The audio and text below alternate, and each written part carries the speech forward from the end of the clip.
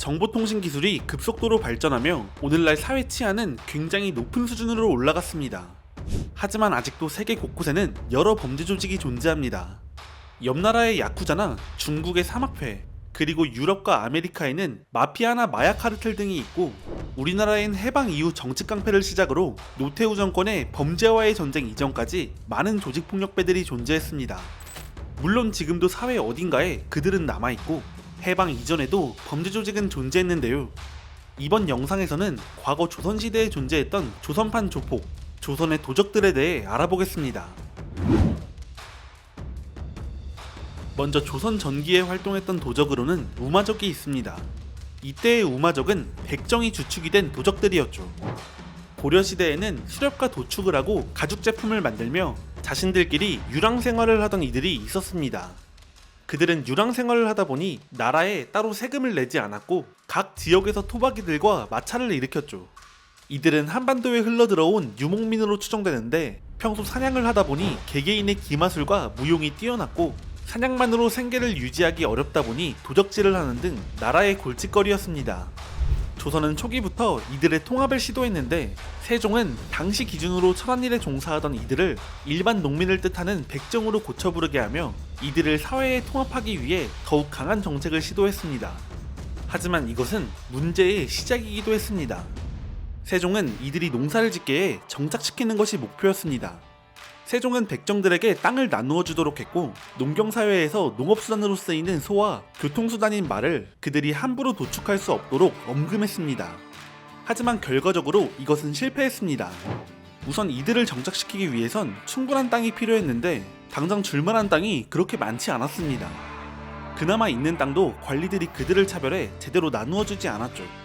부족한 땅은 황무지를 주고 개간시켜야 했는데 그것은 일반 농민도 하기 힘든 일이었습니다.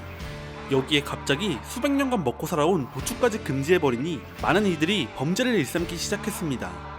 정부에서 말과 소의 도축과 거래를 금지했지만 수요는 여전히 많았기 때문에 가격은 계속 올라갔고 공급의 필요성은 더욱 높아졌습니다. 이에 백정들은 불법 도축과 매매를 했고, 그것을 넘어 남의 가축을 훔쳐 도축해 먹거나 높은 가격에 팔아치웠습니다. 이들은 점차 개별적인 도적 행위를 넘어 집단을 꾸려 행동했는데 이들을 우마적이라고 불렀습니다.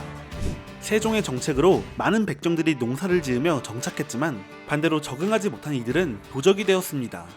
우마적의 주 활동지는 한양을 포함한 경기 이북지역, 황해도, 평안도 등이었습니다. 세종 10년엔 백정 20명이 말을 타고 황해도 강릉면에 나타나 주변을 불태우고 약탈했는데, 수령이 이를 토벌에 나서자 남녀 10인이 활을 쏘며 저항했습니다. 우마적은 활 때문에 생포하기 어려웠고 다른 무리와 횃불로 신호를 주고받으며 도적질을 하기도 했습니다. 한편 이들은 규모가 커지자 좋은 창이 있는 지역을 노리기 시작했고, 조선 정부는 고급 지휘관을 파견하여 우마적을 소탕하고자 했습니다. 우마적은 충청도 일대에서까지 활동을 벌였는데 토벌군이 오면 처자를 버리면서까지 도망쳤고, 자신들을 신고하는 백성들에게 협박을 일삼아 백성들은 보복이 두려워 함부로 고발하지 못했습니다. 또한 우마적은 초기에 백정들이 주축이 되어 만들어졌지만 각종 자연재해로 백성들의 삶이 피폐해지자 일반 백성들도 가담했습니다. 세종은 재위기간 33년 중 8년에 걸쳐 각종 재해가 있었는데 그때마다 일반 백성이 우마적에 가담했다는 기록이 등장합니다. 이들의 도적질이 한창일 때인 문종 때는 관리들의 녹봉을 관리하는 광흥창을 공격해 면포 7천여 장을 훔치기도 했는데요. 이때 전국의 강도와 살인범 380명 중 백정인의 이들이 절반을 넘었을 정도였습니다. 이들은 시간이 지나 조선이 안정을 찾으며 세조 때부터 점차 조선에 편입되었지만 대부분 다시 가죽 가공업이나 도축업에 종사했습니다. 다음은 17세기 초 남원에서 활동한 도적인 살인계입니다. 조선 전기와 17세기 사이에는 홍길동과 임꺽정이 등장했지만 그들의 이야기는 다음 편에서 따로 다루겠습니다. 살인계는 이름에서 알 수 있듯이 주요 활동은 살인입니다. 양반과 부호를 죽이고 부녀자를 겁탈하며 재산을 빼앗는 전형적인 도적 집단이었죠. 기록상으로는 남원에서 전 좌랑 윤후구가 살인계와 동조해 반란을 모의했다는 고발에서 처음 등장합니다. 물론 이것은 거짓 고발이었는데 당시 살인계가 남원 일대에서 꽤 큰 무리를 이루고 각종 폐악질을 벌였던 정황이 보였습니다. 인조 7년, 결국 전라도 관찰사 송상인이 이들을 소탕하기 위해 움직였습니다. 토벌군이 살인계를 추적해 10여 명의 계원을 체포했는데 살인계는 이에 대한 보복으로 송상인의 가묘를 파괴해버렸습니다. 이어서 살인계가 남원 전 지역의 고을들을 약탈하자 남원부사 박정도 토벌군을 보냈고 송상인의 토벌군과 함께 살인계를 토벌하고 25명을 체포했습니다. 송상인은 생포한 이들을 바로 효시, 즉 목을 잘라 내걸었는데 혹시라도 잔당이 남아있어 이들을 구출하러 올 수도 있었고 이들의 죄가 흉악하기 때문에 어차피 두목부터 말단까지 전부 참수형감이었기에 그냥 전부 베어버렸습니다. 형조에서도 이를 인정해 따로 문책하지 않고 토벌의 공을 치하했습니다. 검길은 17세기에서 18세기 숙종과 영조 연간에 주로 활동한 폭력 집단입니다. 검을 차고 다니는 무례배들이었죠. 이들이 활동했던 이 시기는 조선의 농업기술이 증가하고 경제가 성장하며 호황을 누리던 시기였습니다.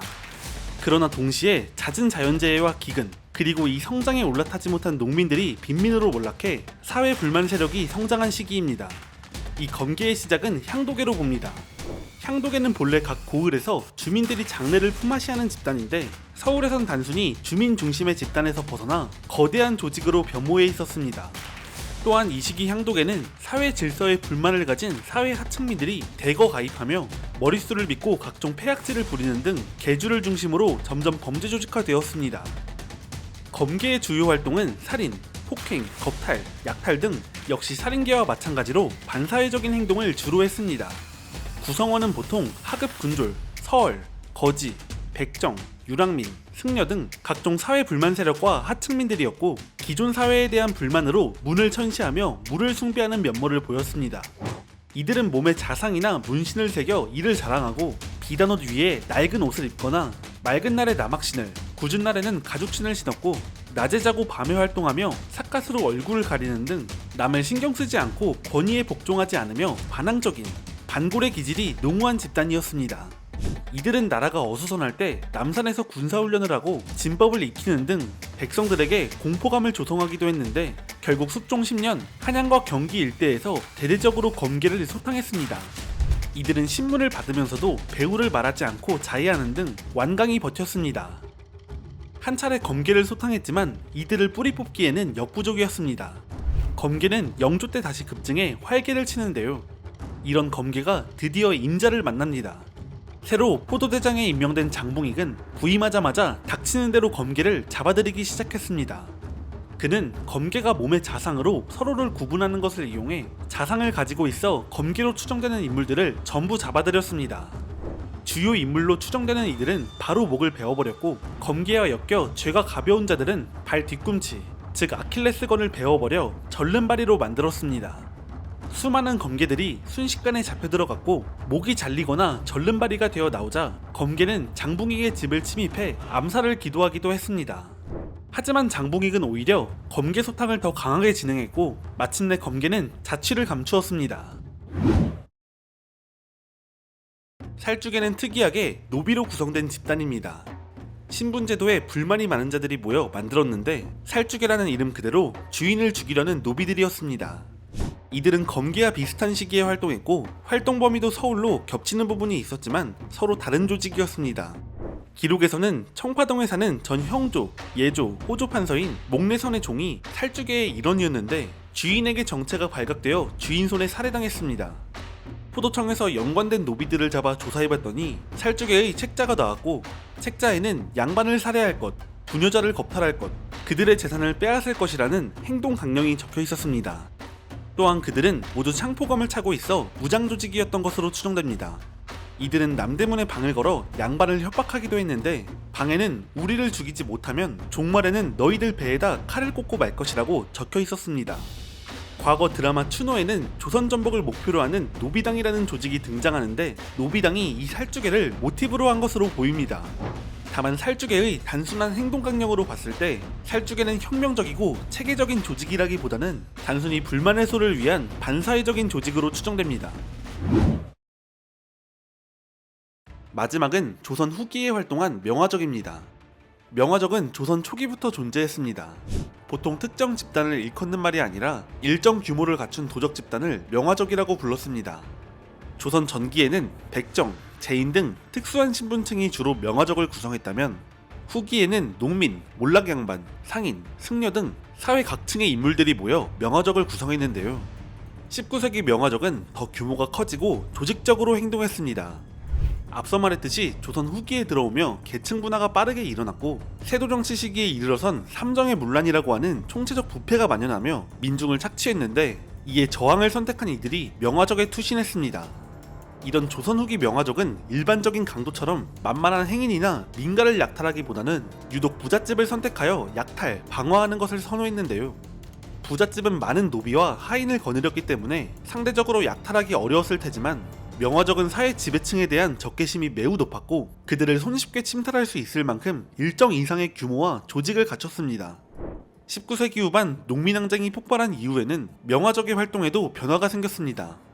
이전엔 농한기인 가을에서 겨울 동안 활동했고 주로 조세가 집중된 경기와 호서지방 일대에서 활동하며 지배층의 수탈에 저항했는데, 1862년 임술 농민항쟁 이후에는 명화적의 활동이 연중 내내 전국 곳곳에 걸쳐 일어나게 됩니다. 명화적은 굉장히 조직적이었습니다. 두목 아래에 도록, 부기, 건기 등 서류를 관장하고 각종 모의에 깊이 관여하는 참모가 존재했습니다. 이들은 주로 몰락한 양반이었습니다. 또한 각 장시를 연결해주는 작물 처리책과 연계되어 있었으며 각 행정구역의 접경지역에서 작물을 처리했습니다. 이는 지방관들이 서로에게 업무를 떠넘기는 것을 노린 지능적인 행동이었습니다. 또한 활동이 길어지고 전국적으로 활동하게 되자 각지의 명화적끼리 서로 연계를 모색하기도 했습니다. 이들은 특정한 근거지 없이 끊임없이 이동하면서 도적질을 했는데 그 과정에서 서로 이합집산이 잦았습니다. 명화적은 점차 특정한 이들이 아닌 사회 각층이 명화적이 되면서 점차 명화적과 대중의 구분이 허물어지기 시작했습니다. 그들은 명화적 활동 시기에 모은 재물로 생활을 꾸렸죠. 이런 명화적이 의적처럼 보일 수도 있겠지만, 의적이 다른 누군가를 돕기 위해 도적질을 했다면 그들은 그들 스스로를 위해 도적질을 했고 자신의 가족처럼 직접적으로 관련이 있는 이들을 도왔습니다. 그렇다면 우리나라에 의적은 있었을까요? 다음 영상에선 우리나라의 의적으로 알려진 3대 도적에 대해 알아보겠습니다.